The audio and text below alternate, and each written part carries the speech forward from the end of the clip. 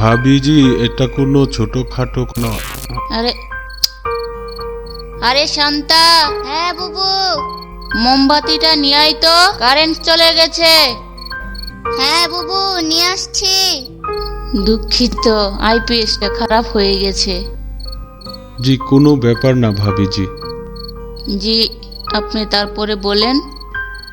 ভাবিজি, আমি যদি ভুল না করে থাকি তাহলে এই বছর আপনার ছেলেও তো এসএসসি পরীক্ষা দিবে, তাই না?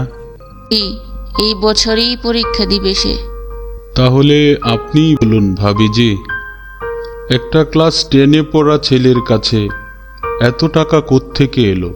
4,000 কোনো ছোট মোটো অ্যামাউন্ট না ভাবিজি, বিশেষ করে একটা বাচ্চার জন্য।